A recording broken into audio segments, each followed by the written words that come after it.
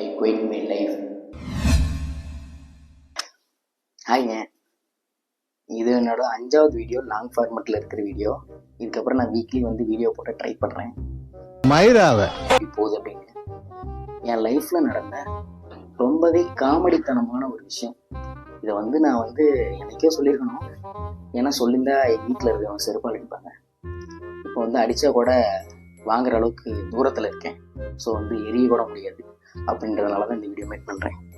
இப்போ டைமு பெங்களூரில் என் ஃப்ரெண்ட்ஸ்லாம் இருக்காங்க. வாடா ஒரு 2-3 நாள் வந்து இருந்துட்டு போடா அப்படின்ற மாதிரி சொன்னாங்க. ஸோ நானும் என்னோடய ஃப்ரெண்டு இன்னொருத்தன் இருக்கான். அவன் வந்து சதீஷ்னு சொல்லிட்டு அவன் அப்ராட்ல இருக்கான். அவனுக்கு பொறாமலாம் இல்லை, லைட்டாக பொறாம தான். அவனும் நானும் சரி ஓகே கிளம்பலாண்டா அப்படின்னு சொல்லிட்டு அங்கேருந்து புதன்கிழமை நைட்டு கிளம்பிட்டோம். வியாழன் வெள்ளி சனி 3 நாள் அங்கே இருந்துட்டு எனக்கு ஞாயிற்றுக்கிழமை குரூப் 4 எக்ஸாம். கூப்பிட்டு வந்ததுக்கப்புறம் 5 மணிக்கு நான் வீட்டுக்கு வந்தோம். வீட்டுக்கு வந்துட்டு நல்லா தூங்கிட்டு ஒரு 8 மணிக்கு எழுந்திரிச்சு என் ஃப்ரெண்டு இன்னொருத்தர் இருக்கான், ரஞ்சித்னு ஒருத்தன். அவன் வந்து வீடியோலாம் கூட வந்திருப்பான், நான் ஃபோட்டோ காட்டுறேன். அவனும் நானும் கிளம்புறோம். எனக்கு வந்து எங்கள் வீட்டில் இருந்து ஒரு 6 கிலோமீட்டரில் வந்து சென்டர் இருக்குது. அவனுக்கு வந்து என்னோட சென்டர்லேருந்து 10 கிலோமீட்டர் போகணும். ஸோ வந்து அவனுக்கு கொஞ்சம் லாங் டிஸ்டன்ஸு. அவனோட பைக்கில் போனோம். என்னை ட்ராப் பண்ணிட்டு அவன் கிளம்பிட்டான். நான் வந்து வெயிட் பண்ணிட்டே இருந்தேன். நிறைய பேர் அங்கே நின்றுட்டு இருந்தாங்க. நான் நினச்சேன் ஓகே எல்லோரும் இன்னும் உள்ளே போகலை, இன்னும் டைம் இருக்குது, நம்ம சீக்கிரமாக வந்துட்டோம் அப்படின்னு சொல்லிட்டு அங்கேயே நின்ட்டேன். பைக்லாம் இருந்துச்சு, அது மேலே ஏறி உட்காந்துட்டு அப்படியே நின்றுருந்தேன். எனக்கு வரைக்கும் யாரும் டிஸ்டர்ப் பண்ணல. ஒருத்தர் வந்தார், வந்துட்டு ப்ரோ பென் எங்கே ப்ரோ வாங்குறதுன்னு சொல்லி கேட்டார். இல்லை ப்ரோ ஸ்ட்ரெயிட்டாக போனீங்கன்னா கடை இருக்குது ப்ரோ, நானே அங்கே தான் போய் வாங்கிட்டு வந்துடுங்க அப்படின்னு சொல்லிட்டேன். அவரும் போயிட்டு வாங்கிட்டு வந்தாரா வரலையான்னு எனக்கு தெரியல. கொஞ்சம் நேரம் கழிச்சு அங்கெல்லாம் போயிட்டேன். கேட்டு முன்னாடி கொஞ்சம் கூட்டமாக இருந்துச்சு. ஏன்னா கூட்டமாக இருக்குது, இப்போயும் எங்கடா போகிறீங்க, மணி இன்னும் 9:15 கூட ஆகலையே, அதுக்குள்ளே எங்கடா அப்படி இப்படின்னு யோசிச்சுட்டு நான் பாட்டுக்கு, நான் பெரிய ஆள் இல்லை, நாட்டே பெரிய பணாட்டம் அப்படின்னு உட்காந்துக்கிட்டு அப்படியே. அப்புறம் வந்தாங்க, போன நானும் போய் பதிவு பண்ணினேன். பார்த்தா உள்ளே விட மாட்டேங்கிறாங்களா? ஏன் உள்ளே விட மாட்டேங்கிறாங்க? முன்னாடியே எப்படா உள்ளே விடுவீங்க, கொஞ்சம் பொறுமையாக இருங்க, 9:30 மணிக்கு உள்ளே விடுவாங்கன்னு சொல்லி கேட்டா, அட போடா லூசு பையில, நீ யாரா நீ, எக்ஸாம் எழுதுறதுக்கு உள்ளே போயிட்டாங்கடா அப்படின்றாங்க. எனக்கு புரியல.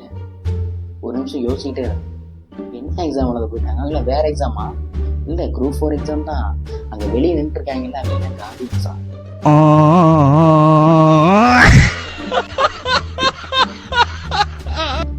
அப்பா அம்மா தங்கச்சின்னு அப்பா அம்மா நின்று இருந்தாங்கன்னா நமக்கு ஓரளவுக்கு தெரியும், சரி ஓகே அப்பா அம்மா வந்திருப்பாங்க அப்படின்னு சொல்லிட்டு. அங்கே இருந்தவங்கலாம் பசங்களாக தான் இருந்தாங்க. நான் என்ன நினச்சிக்கிட்டேன், என்ன எக்ஸாம் ஆரம்பிக்கல அப்படின்ற மாதிரி நான் பெரிய ஆள் இல்லை அப்படின்னு நினச்சிக்கிட்டேன். ஆனால் ஆக்சுவலாக சொல்ல போனால் அந்த ஸ்டூடெண்ட் கூட வந்திருக்கிற கார்டியன்ஸே அவங்க தான். லைக் வந்து அக்கா தம்பி தங்கச்சி இந்த மாதிரி தான் வந்திருக்காங்க. எனக்கு அப்படியே ஷாக் ஆகி போயிட்டேன். என்னடா ஆச்சு இப்படியே இருச்சே, இவ்வளோ டைம் சீக்கிரமாக வந்து முன்னாடி போயிருந்தோன்னு உள்ளே போயிருக்கலாம். ஆனால் நான் இன்னும் டைம் இருக்குது, என்னமோ வந்து நான் தான் குரூப் 4 எக்ஸாமே கண்டுபிடிச்சவனாட்டம் ஒரு மெதப்பே போய் அங்கே நின்றுருந்தேன். அப்புறம் பார்த்தா எல்லாம் உள்ளே போயிட்டாங்க. இவ்வளோ சீக்கிரமாக வந்த நானே உள்ளே போகலையே. ஒருத்தர் லேட்டாக என்னை இறக்கிவிட்டு போனானே, அவன் என்ன ஆயிருப்பான்னு நினச்சி, ஒருவேளை எக்ஸாம் எழுதியிருந்தால் கூட சந்தோஷம் எனக்கு அப்படின்னு நினச்சிக்கிட்டு நான் ஃபோன் பண்ணேன். ஃபஸ்ட்டு மெசேஜ் பண்ணேன், வாட்ஸ்அப்பில் ஹாய்டான்னு மெசேஜ் பண்ணேன். டபுள் டிக் ஆச்சு. ஸோ வந்து நான் என்ன நினச்சேன், ஓகே இவன் வந்து எக்ஸாம் போயிட்டான், ஃபோன் அங்கேயே வச்சுட்டு போயிட்டான் போல அப்படின்ற ஒரு தாட்டில் இருந்தேன். சரி ஒரு 10 நிமிஷம் கழிச்சு ஃபோன் அடிக்கலான்னு சொல்லிட்டு அடித்தேன். ஃபஸ்ட்டு ரிங்லேயே ஃபோன் எடுத்துட்டான். மச்சான் அப்படி தானாடா? அப்படி தான்டா.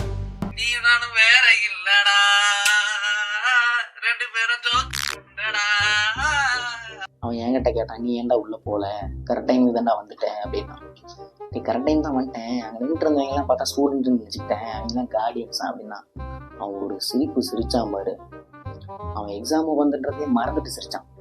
இத்தனைக்கும் அவன் கூட இன்னும் 2 பேர் இருந்தாங்க போல. அங்கே எக்ஸாமுக்கு டைம் ஆயிடுச்சுன்னு சொல்லிட்டு அவங்க கிட்ட என் கதையை சொல்லி சிரிக்கிறான்.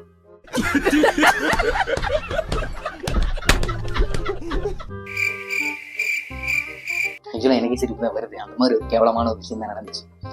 அதுக்கப்புறம் நீ ஏன்டா போகலன்னா, நான் போகிறதுக்குள்ள டைம் ஆயிடுச்சுடா அப்படின்னா. அங்கேருந்து இப்போ வீட்டில் போனால் செருப்பில் அடிப்பாங்க கரெக்டாக. ஏன்னா அவங்க தான் அப்ளை பண்ண சொன்னாங்க. அப்புறம் என்ன சொல்லிடுவாங்க,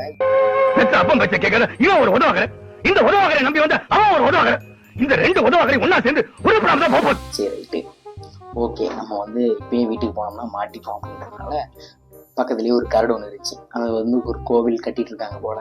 அங்கே போயிட்டோம். அங்கே போயிட்டு சுற்றிட்டு இருந்துட்டு, பைக்கு தான் இருந்துச்சுல்ல, பைக்லேயே அப்படியே சுற்றிட்டு இருந்துட்டு அதுக்கப்புறம் கரெக்டாக எக்ஸாம் முடிகிற டைமுக்கு போய் எக்ஸாம் எழுதி முடிச்சிருப்பானுங்க பற்றி அவங்ககிட்ட போய் வேக வேகமாக போய் டே கொஸ்டின் பேப்பர் கொடுறா, நான் வீட்டுக்கு போயிட்டு வந்து கொடுத்துட்றேன்டா, நான் ரிவிஷன்லாம் பண்ணி பார்க்கணுன்டா, நான் கொடுத்துட்றேன், நான் ஒன்றும் பண்ண மாட்டேன், அவன் படிக்கிற பையன் பண்ணுவான். அதுக்கப்புறம் வாங்கிக்கிட்டு வீட்டுக்கு போனேன். அப்போ வரைக்கும் சரி ஓகே இவன் எக்ஸாம் எழுதிட்டு வந்துட்டான் அப்படின்னு இப்போ வரைக்கும் எனக்கு தெரியும். இந்த வீடியோ ரிவீல் பண்ணுறதுக்கு முன்னாடி வரைக்கும் எனக்கு தெரியும். இப்போ நான் இந்த வீடியோ ரிவீல் பண்ணேன்னா என்ன வரும், என்ன மாதிரி பண்ண போகிறாங்கன்னு தெரில. எங்கள் வீட்டில் விட்டுருவாங்க. எங்கள் வீட்டில் என்னோடய கெப்பாசிட்டின்னு நான் அவங்களுக்கு இப்போ தெரிஞ்சிருச்சு. என் ஃப்ரெண்டோட அப்பா வந்து என்ன பண்ண போகிறான்னு தெரில. பார்க்க மாட்டார் முதல்ல இந்த வீடியோவை. இவன் என்னடா பைத்தியக்காரன்னு பேசிட்டுக்கிறான் அப்படின்னு சொல்லி விட்டுருவாரு. ஆக்சுவலாக பைத்தியக்காரன் தான் நான். அப்புறமேட்டு ஒரு வழியாக வந்து எக்ஸாம் போன மாதிரி எல்லாத்தையும் நம்ப வச்சிட்டோம். அதனால் இந்த வீடியோ வந்து இது ஒரு ஃபன் வீடியோ தான். ஆனால் இது வந்து பொறுமையாக என்னடா பைத்தியக்காரனை பேசிட்டுக்கிறான் அப்படின்னு நினைக்கலாம். பைத்தியக்காரன் ஆகிட்டேன். இந்த வீடியோ 10-15 பேர் தான் பார்ப்பீங்க. சரி, ஆனாலும் நான் தம்ப்நெயில்ல வந்து ஐ குவைட் மை லைஃப் அப்படின்னு சொல்லிட்டு அப்படி இப்படி வந்து கிளிக் பைட்டாக வைக்க போகிறேன். பார்த்துட்டு வந்து ஏமாந்துருவீங்க. ஸோ நான் வந்து உங்களை ஏமாற்ற தான் போகிறேன் அப்படின்னு ஓப்பன் சேலஞ்ச் கொடுக்கல. ஜஸ்ட் ஒரு 2 செகண்டுக்கு மட்டும் உங்களை ஏமாற்றிக்கிறேன். அதுக்கப்புறம் வீடியோக்குள்ளே வந்து வீடியோ பார்க்க ஆரம்பிச்சிருங்க. ஓகேவா? ஓகே.